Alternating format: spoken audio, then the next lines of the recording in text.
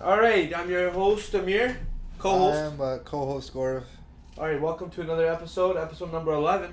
It's number 11. That's right, buddy. Last time it was episode number 10. Yeah, we're double digits officially. Double digits. 1, 11. Maybe it's supposed to be lucky. I don't know. I guess you make a lot of your own luck these days, eh? Yeah. What does that mean? I don't know. Listen, what did you do? It's Thursday. We should start this podcast by talking about what we did this week and what's going on in the coming What week. we did this week. So, like, what did we do this last week that we could talk about? I don't remember if it comes. I don't remember anything that happened this week. Does that mean that you're just too tired to put the effort in to remember, or you don't remember what happened? It was just a blur. Yeah, you graduated 4 years too late. That was yesterday.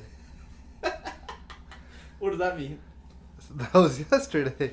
So if anybody's seen our Instagram post, Gaurav just graduated from university, officially, walked across the stage. Yeah, I could have graduated 2 years ago, but I decided not to submit my graduation form. So I decided to do it today. No, you didn't decide not to submit your graduation form. You still had classes to finish. Yeah, but I didn't want to do them. I realized 2 years later, I realized that I didn't want to do these classes. Because if you would have done these classes, you're aiming for a business and economic and finance degree. Yes. But then you settled with the economics degree. Yes. That was the details. We The can't leave details. No, let's get deeper into the details. I did all my finance classes. The only 2 classes I had left were accounting classes. So they're useless for me. My degree was finance economics. They should just give me the finance degree. They just give you the finance degree? They should just give me the finance degree. So you just have economics right now? I just have economics. Do you have a degree? Yeah, I do. But you got C's though. My GPA is above 3. That's not a That's C. not bad. That's not great. Not bad. You're acting like you're an A student. Definitely not. Pretty close to though. B plus. I'm like 3.2, 3.25. Okay, tell me more about what happened this week. What happened this week? Let's go back to Monday. What happened on Monday? Oh, I sold lots of wine on Monday. What do you mean? You were in Kelowna. Yeah, I sold lots of wine on Monday. You were in Kelowna? Where were you? Let's start on Saturday. Go ahead. So Saturday, I was supposed to go to a wine festival. Yeah. In Kamloops. And I loaded up my truck. I had about 10 cases in my truck of wine. I had a couple of strawberries I was going to give to people at the festival, just to attract people to my A few booth. boxes of strawberries, freshly picked. Yes, and halfway there, in the middle of, between Hope and Merritt, it's called Falls Lake, exit 221. Yeah. My truck broke down.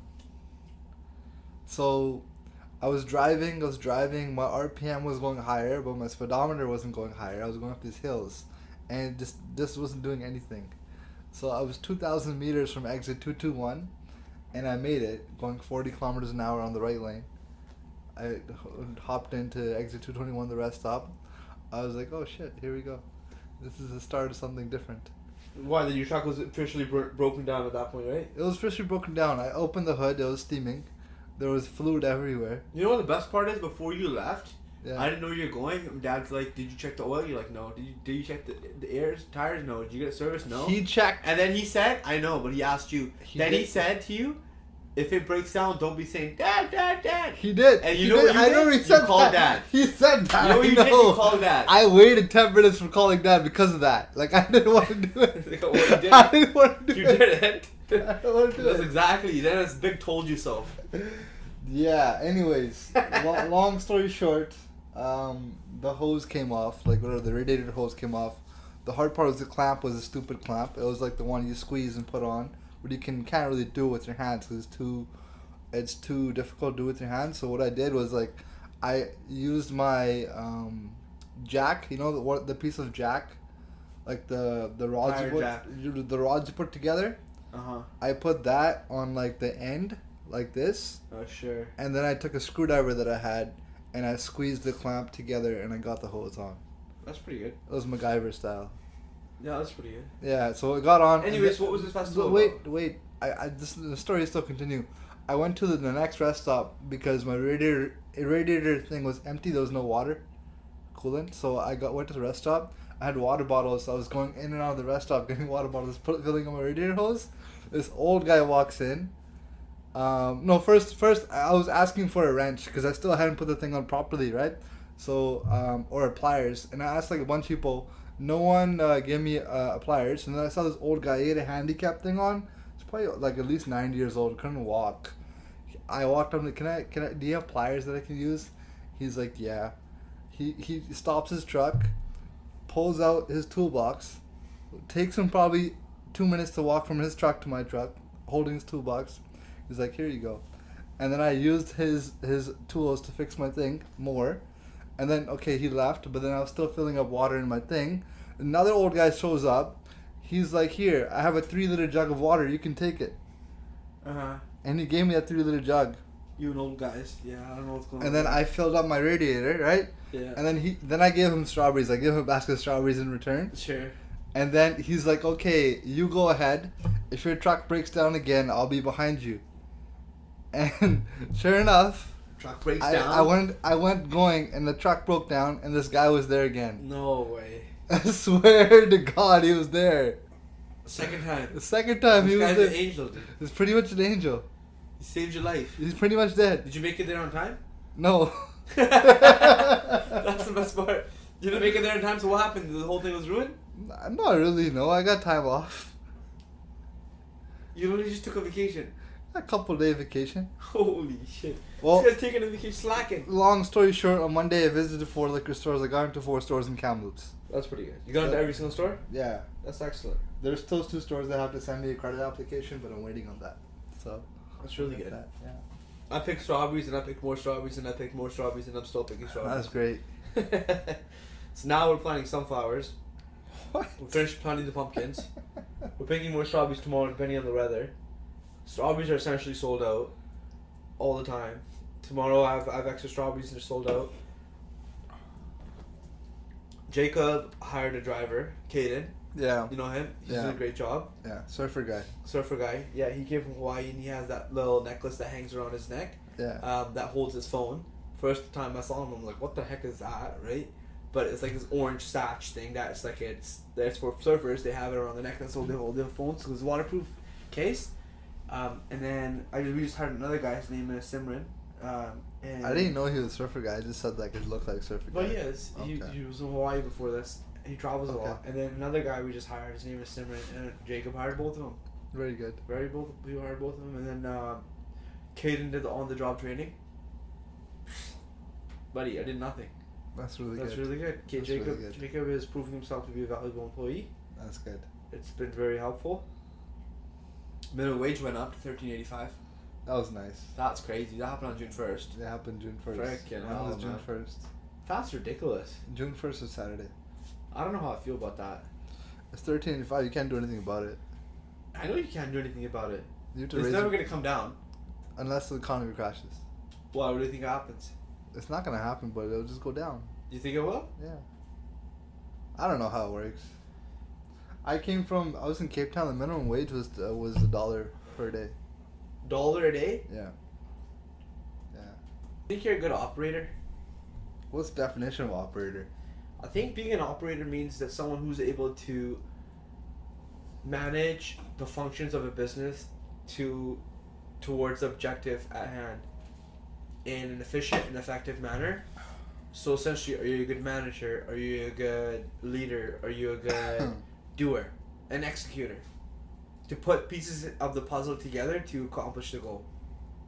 That's essentially what like Gary Vee is, Mark Cuban is, or like anybody that you think is influential, or any CEO locally here that has grown a business and is still growing a business to larger than X amount than it was last year. 10%, 15%, 25%, 40%, whatever it was. You know what I mean? Yeah.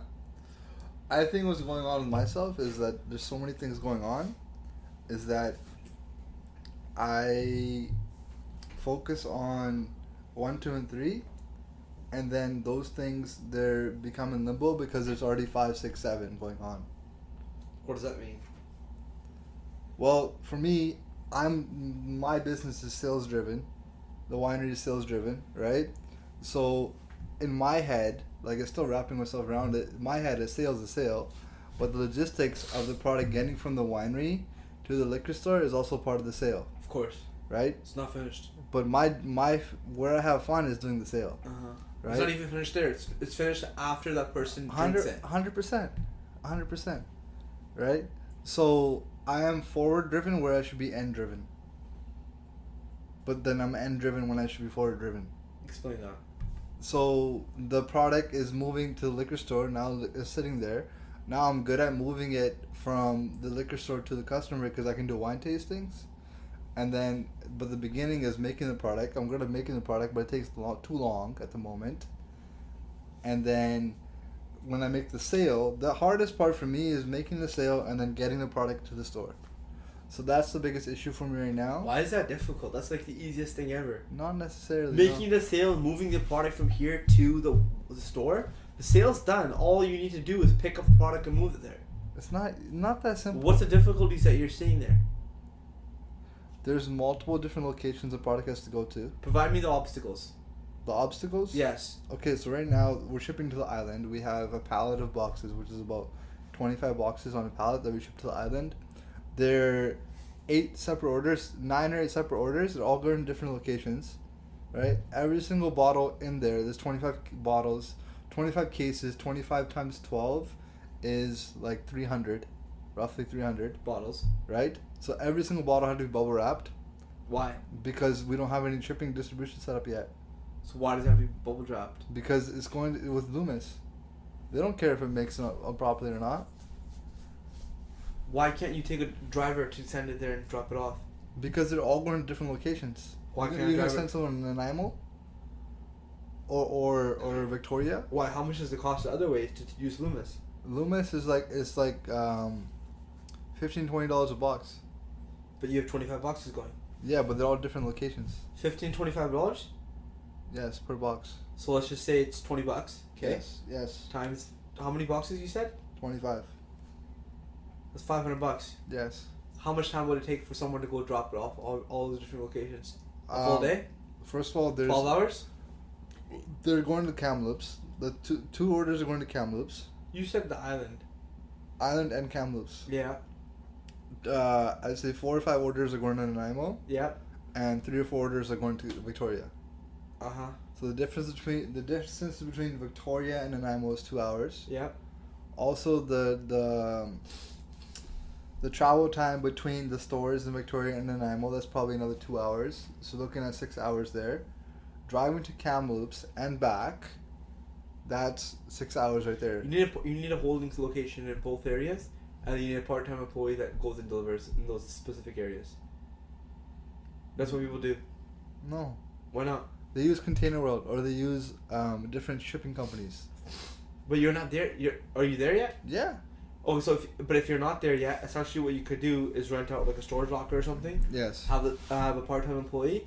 All they do is 8 hours, every Sunday or every Saturday, is just deliver. Does that make sense? It does make sense, but it's not practical for this situation. Why not? Because the orders don't come in all at once like the strawberries. No, exactly. So they don't come in all at once. They can compile. Yeah. And they can, even every 2 weeks, you can have one person go for now. Then your customer's waiting. If you have an employee in any one of those locations, and even if they have a garage, or they have, if you have a storage locker somewhere and it costs $25 a month or $40 a month or even $100 a month, you can store it there. And even Sabrina, if she's on the UVic, or if someone else is going to UVic that we know, because I know there's girls that are going to UVic. Helen is one of them. I don't know if you remember Helen. No. She's the one that used to go to farmers markets. I know. I do. With Amina. She told me that she goes to UVic. So UVic is on the island. I didn't know She that. could work every Friday because you want it there for the weekend, or every Thursday you want it there for the weekend, and pay her $20 or $15 an hour. Do 6 hours, and your product is literally moving from there to there. And it's just sitting there, you know. But it depends if you have it ready to go. That's just one option that I'm creating in my brain, because I understand what you're doing is you're trying to explore different areas, territories to get your wine into, but then the logistics behind it is that your wine is currently stored in Abbotsford. So how do you get it from there to there? It's the same thing like distribution in Washington.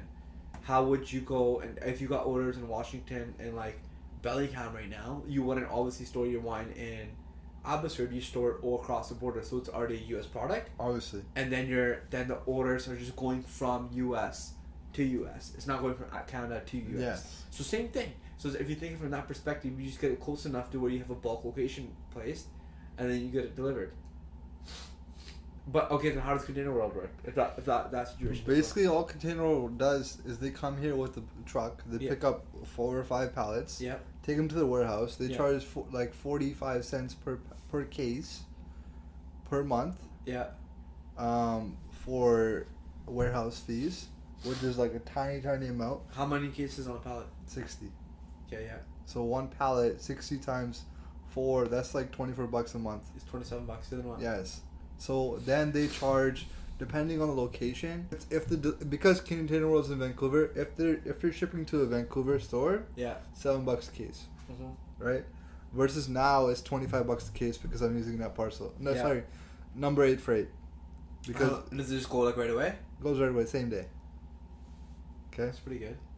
So right there, if I was doing the warehouse, I'd be saving $18 per case that I shipped. That makes so much more sense. Why don't you do that? Then you don't have to manage employees or have to figure out any storage. Of course, we need to get every product labeled. Well, now you have another problem that your product isn't labeled. No, it's not labeled. The wine doesn't have labels on it. No. I understand. Yes. So the wine has to be labeled. It takes probably I would say 2 minutes to label one case. I'm having one employee who's working in the tasting room label everything as they're selling stuff in the tasting room. But every day we're getting orders. So for instance, for the blackberry wine, he labeled probably a pallet of wine. All the pallets gone, even though he's labeled it. So now you have to catch up on that. Yeah, Raghav.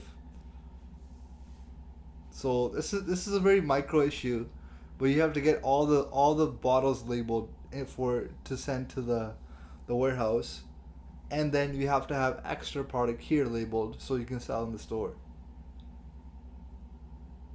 I understand. Yes. It's just time. That's all it is, but it needs to be done properly. So you don't have people who's able to bottle or label? No, I do have people label. I understand. Yeah. So you're just waiting on that to happen. Yes. So your problem has a solution. You're just waiting on it for the solution to transpire, to occur. Exactly. I understand. That's not a big deal. Yes. So my question was, do you think you're a good operator? Obviously, being a good operator means you're meeting objectives. I think I'm meeting my objectives. That's pretty good. Yes. You can't be that hard on yourself. No. That's pretty good. Yes. Are you a good operator? Hell yeah. Why? Why? I don't know. I like to think that I am. Yeah. Probably not. I'm better than I was yesterday. That's for sure. Yeah. Every day I'm learning. Yeah. I'm learning to let go. I think that's been really helpful. Mm-hmm. Not caring so much about what everybody else is doing in regards to the business has been extremely helpful. Mm-hmm. Just not giving a shit. Like, Yeah. okay, obviously you have to care, and you care enough to make sure that person is not making mistakes. But like my main perspective is, if that person is trying something new or doing something, and didn't take the time to let me or someone else know, then that person should be confident enough to do their job, and I don't need to step in. And even if I just know that a person's doing it, it's fine. And maybe it's a bit annoying because obviously someone else is operating that portion which you used to do before, right? But it means that now you're freeing up space to do other things. I don't know. I still, past 2 or 3 years, I think that has always been my end goal, is to do more of what I like to do and do less of what I don't want to do, so I can have the possibility of scaling my side of the business, one, and then part two, so that I can do different things or venture off and do different things, because I always have ideas of new businesses and new things that I want to do that sometimes don't relate to my day-to-day job at Man Farms. So like for one of them that's been with, like, I've talked to Dad about it, and like those realtors came last year, I don't know if you remember that. Yeah. From Vancouver. Yeah. There was like 3 realtors. Yeah. And like and then we asked for retail locations within downtown Vancouver. Yeah. That were high traffic, and then they never came back with like downtown. They provided like Burnaby and like kind of off Burrard. Like I want like Robson, like Pacific Center, like something like that. Yeah. So one thing that I've always been interested in is creating a store which is just featured for strawberries, like strawberry the commodity. So people who go to purchase Menchie's is like a fruit yogurt store, or like just anything has a sole product. So like Dairy Queen is all about ice cream, Menchie's is all about frozen yogurt. Even flower shops sell just flowers, but they do a really good job on it, right? So people who are gonna go purchase flowers for Valentine's Day, they don't go to Save on Foods on Safeway, but majority of the people that go purchase is from like a flower store, or the purchase specific types of flowers because they're from a flower store because they do a better job or they provide a better product, right? So when people want to buy strawberries or want to get a strawberry dessert or want to have something related to strawberries, I want them to go to a store like that because I don't think there is anything that provides that.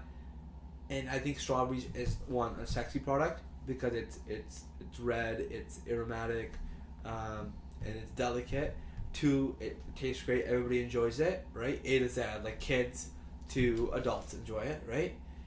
And three, it's hard to grow, it's hard to manage, so not everybody can do it. So that I think provides the ability to venture off into a new idea that it's like a company that's just featured around strawberries. So like I heard of one company called like Mango Yum Yum, and it's a company in Richmond Night Market. I think they also have stores as well that create mango oriented desserts and smoothies, milkshakes and sundaes, and just different things that you eat. I think they're more, it's like aesthetically pleasing. It's Instagram food, and it's more like just I don't know how you would explain it. It's like parfaits, like they have layered cups of mangoes with a cream and like ice cream and stuff, and that's kind of cool, right? But like that does well, and like it does well at Richmond Night Market. I'm sure it would do well if it's located, it has the correct spot in like downtown Richmond or downtown Vancouver. The reason why I say downtown Richmond is because the Asian communities is hella into strawberries, big time. So like a store like that, or like even if it was had ice cream, it had strawberry gift basket, strawberry wine, strawberry wine, all of that A to Z would do really really well. But I guess it takes a lot of time. Why? So like, sorry. Why do you want to specifically do it downtown? Why don't you test try it somewhere else? Why don't you do like a pop up shop? Where? You know how they do pop up shops? Hell no. Like High Street, they do pop up shops. Like they have a Lululemon pop up shop. No, I don't want any of that shit. I want it to be a big event of it launching, so that it's a success off the bat. And that can't be done, I don't think so, via pop-up shop. Like the publicity and the location and the time and effort it takes in regards to the marketing, because like that's pretty much the number one thing is the marketing to get the word out of what it is and how the product is and what it provides for people. It's probably the biggest hurdle in creating this new venture would be to do that, right? So like, why would I want that to be a pop-up? That's like silly. Well, it's the easy way to test the idea. Yeah, but like, what am I testing? To see if people respond properly to it. I think that it's gonna take a hell of research and like planning. So like, one would be like, how would I source the strawberries all year, right? If I'm not gonna source the strawberries all year, what am I gonna do, right? So if I am gonna source the strawberries all year, where the hell am I gonna get them from? Okay. 2, what products am I gonna offer? What's gonna be my staple product down in the bush, right? 3, how am I gonna train and educate a staff and create culture, which is like Domino's, where they sing that song before they start their shift. I don't know if you guys know about that. They sing Domino's sings a song. You don't know before they start a shift? Yeah, they start a shift, they sing a song. Domino's does. Every single Domino's. That's just Cold Stone, no? No, it's culture, buddy. Yeah, but do you understand what I'm saying? No, I understand what you're saying. You're taking a product, you're trying to make it sexy. You want it downtown somewhere so it has high traffic, so you can blow it up and everybody hears about it at the same time. Yeah, so that's why I think that I'm becoming a better operator, because I'm learning these different things as the years go on and as the months go on and as I see the business grow. Your ideal situation of being a good operator is so you can do what you like to do while everything else is being handled. I don't know if it's me doing what I like to do. I would say my ideal situation of being a good operator is me having the ability to scale the business to the point where I'm doing my strengths and what I'm good at, whereas things which I'm not good at, I'm able to hire employees who are better than me at it. My life revolves around sales. I'll think about sales all day, all night. What does that mean? We're at 650 bottles, 630 bottles sold for the month of June. I think it's 640 now. What was it last year? In the first 5 days, it's probably half that. How? What do you mean how? What do you mean? I don't understand. Oh, because it's only the first 5 days. This is June 1st to June 8th, 630 bottles sold. Yeah. So, for instance, in I don't know why there's 2017 numbers. In 2017 June, we sold 955 bottles for the whole month. It says right there, wine goal, sale goal for 2018. Yes, 24. That's 2018. 2019 is 24,000. It says 2018 on the left on right, doesn't it? On the left is 2019. It doesn't matter. For my sales, I compare month to month. I understand. So right now, for the month of June, is June 6th today. I think we sold 640 bottles, which if you average it out over the month, it's like 3,600 bottles. Is that's pretty high. The most we ever sold in 1 month was 3,122, which was last December. That's really high, isn't it? So it's really good. Why is it so high? Right now it's high because we got our blackberry wine back in stock. So we bottled like six and 3/4 pallets, so 1 pallet sold. So you got your blackberry stock. So what happened? People came and started buying it from the store, or you started selling it to liquor stores? No, I had back orders from liquor stores. So you were just filling those back orders? So filling the back orders. I understand. Yeah. Do you have a lot more back orders to fill? No, I'm pretty much tapped out now. Now what are you gonna do with blackberry wine? Now it's gonna sell on its own. The back orders are gonna produce more orders because blackberry is their best seller. I understand. Yeah. So I didn't know blackberry was the #1 seller, right? Yeah, I don't know either. So what after taking that knowledge of what you and Gurleen said that one time, I was like, oh, black people love blackberries, like a cult following or whatever it was, right? Yeah. Obviously you figured that out over the years in regards to going Yeah. having different varieties and offering it to consumers. Yeah. So what my thought process is in regards to marketing is that we've always done marketing based off of like, we're in a state winery, come buy our wine. This is how we make our wine, come buy our wine. This is person who makes the wine, come buy our wine. But how I've seen successful marketing campaigns run on Instagram and Facebook has been that they focus their specific marketing efforts, like in a winery has, on a specific type of product that they offer. Like for our farming, we focus on our strawberries, right? We don't focus on the crepes. We don't focus on the samosas. We focus everything on the strawberries. People come in and buy strawberries. Hopefully they go and do U-Pick. Sure. Hopefully they buy wine, whatever it is, right? Sure. Yeah. So that's the same thing that I'm thinking for wine marketing is that there's a focus more. There's a large campaign on the blackberry wine because it has such a good strength to it. Yes. There's already engagement after people see those posts. They'll relate to it because they already love it. Yes. So just like Gary Vee did when he launched Empathy Wines, he offered off that rosé was his first one, and that's pretty much what he pushed for the first, I think, 6 or 8 months. And the reason why, my perspective, why he did that is because 1, rosé is different. 2, rosé, the bottle is sexy, is different. And then number 3 is that it just offers like a new product in the marketplace that nobody else has. Rosé, like who does rosé? Very little companies do it, or they do it well. A lot of people focus on the reds or on the whites, something completely different. And he put Empathy Wines in play because of that rosé. Now he's offering the white, right? So if all marketing efforts for wine were to be played onto blackberry, it would be our best interest because people already love blackberry wine.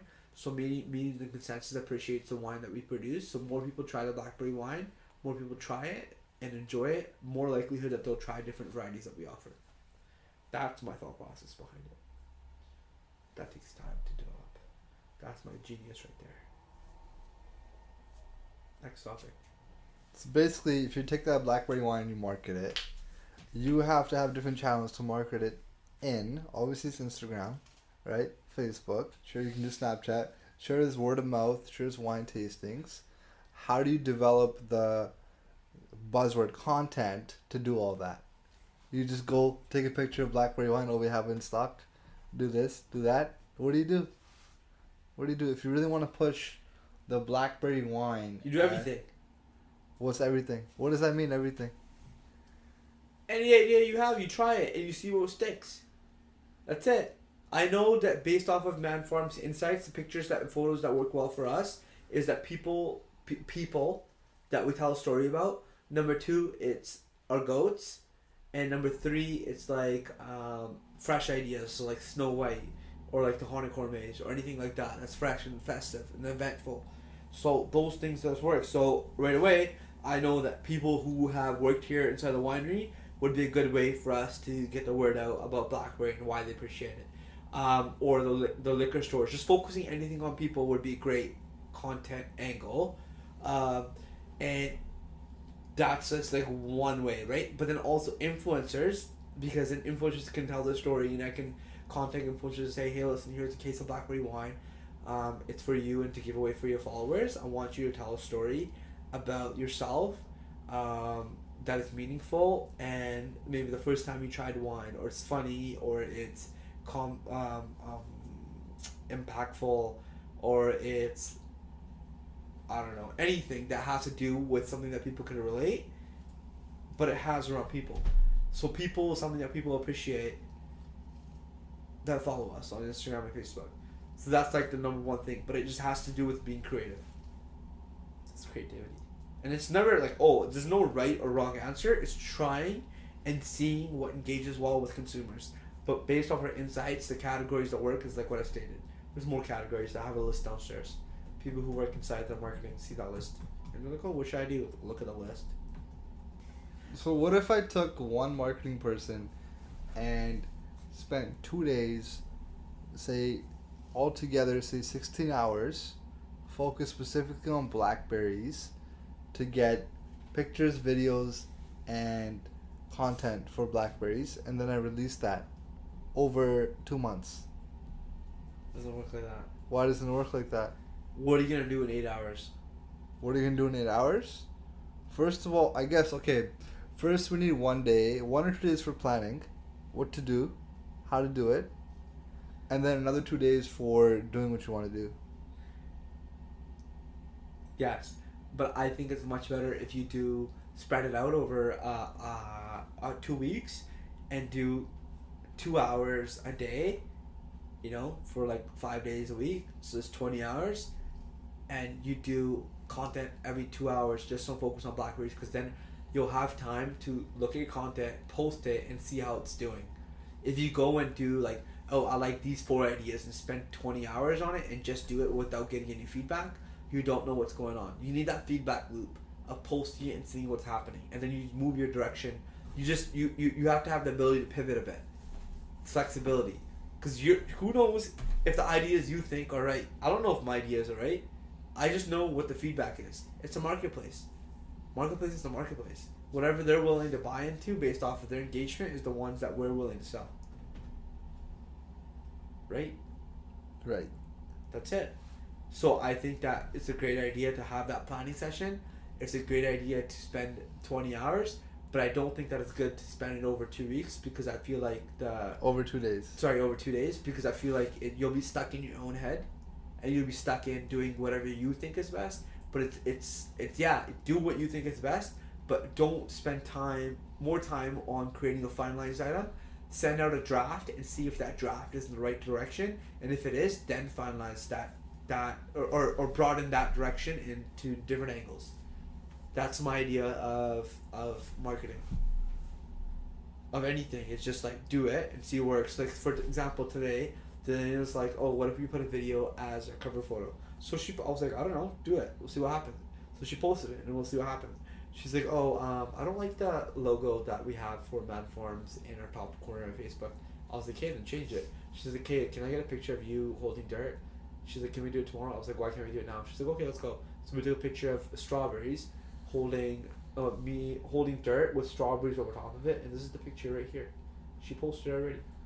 So now we can. I don't think that it's great because she never included the Mad Farms logo, but I think it's a beautiful photo. right? So it's done well, and Nice picture. yeah, it works well. But we need to have the Man Farms logo on it. The words are great: planting, harvesting, sharing, and it's good for right now. But later on, this stuff's gonna change. People aren't care about strawberries in freaking October when it's pumpkin time. You know what I mean? For me, it would be to make the winery events oriented. To have specific events for the winery, specific times of year, so people show up and they know the winery. Specific right people come here and know the winery, or that could mean that we do tours every 2 days, 2 days a week. That just tour the winery, and give them something of value. Whether that's sitting down, having like a long table in the middle of the production area, and me going through the wines, having them sit down and talk about the wines with like beautiful glasses and like pairings. So now they can come in and experience the wine, and they want to tell people about the winery, about the business, and about the wine to others. That would be ideal situation. Then if that's done, the revenue hopefully gets to the point where you can open up another shop somewhere else, another winery somewhere else. So exploring that idea, how do you think that that's revenue positive? I think that it's brand positive, hella. Yeah. But how do you think it's revenue positive? Well, it depends on how much you charge and how many people you get in and how fast you get them out. Maybe you could have 30 people here, okay? Let's say we have 30 people here twice a day. You do a tour 11... Twice a day? Yeah. This is a production facility, so like you need to produce. No, forget this perfect world. Come on, perfect world. So 1 p.m. we do one tour, and then 3 p.m. we do another tour. Sure. Okay, let's say 3:30 because you do a 2-hour tour. 3:30 and then 5:30 is the end of that tour. So you charge them 30 people. Say you charge them $30. How much? Maybe $50 for a tour, and maybe that includes a glass of wine. Yeah. And 10% off a case or something. I don't know. So that's 30 times 50, which is 1,500. Sure. Right? Say 30 of those people. Say 20 of them, which is 66%, walk away with 2 bottles of wine. That's another $40 times 20, $800. So 800 plus 15, that is $2,300 you're making on one tour. Twice a day, so that's almost $5,000 a day. Twice a week, that's $10,000 a week. Over 20 weeks, then that's $200,000 for tours. That's in a perfect world. Yeah, that's really perfect. Yeah. Oh, it's definitely possible. Maybe in the current Man Farms world, say it's $1,000 a week. That's amazing. Because that's 20 grand, extra 20 grand you're making. Maybe it's only $1,000 in your pocket after the 20 grand, but you're still getting more people in the door and getting people to try the wine, and they talk to the winemaker. Yeah, it's brand positive. That's what I think it is. I don't know if it's revenue positive, but I think it's brand positive. Isn't everything brand positive, revenue positive at the end of the day? Yes, 100% it Yeah, is. then. But that's over a long term. So that's right. What, you that's don't know. what You don't know what the long term is. You have no clue. Right. Yeah. So maybe the goal here is to cover your costs and have it something which is long term.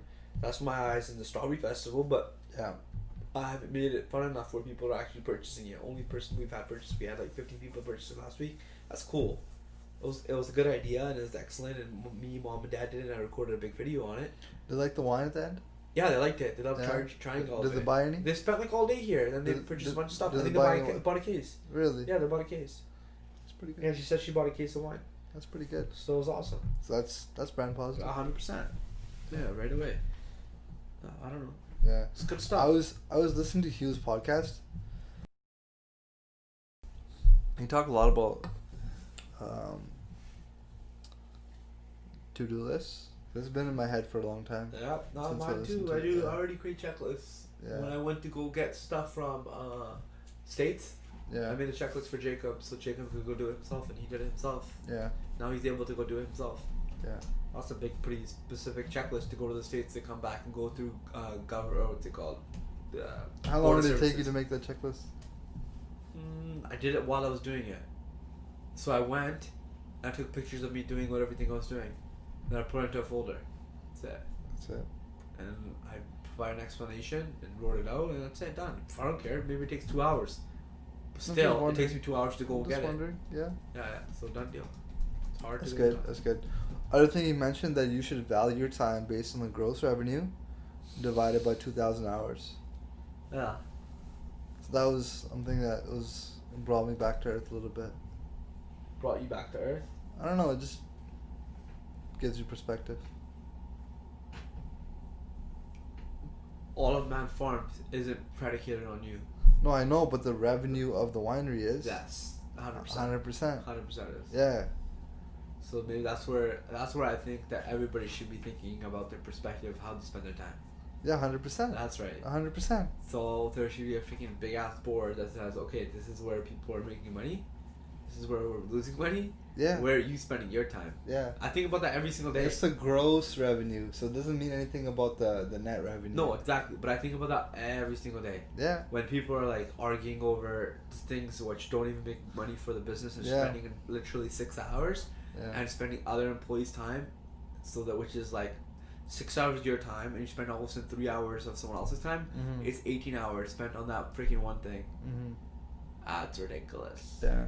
Isn't that crazy? Yeah, it's one of the weaknesses of their business is that we don't actually pay the key shareholders of the business, so that you don't see a loss.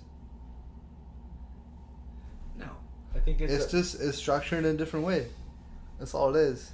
I think people need to have a realization of where they're spending their time, and that where they're spending their time should not be in fantasy land. It should be spent in areas which actually are exactly what you're saying is revenue positive.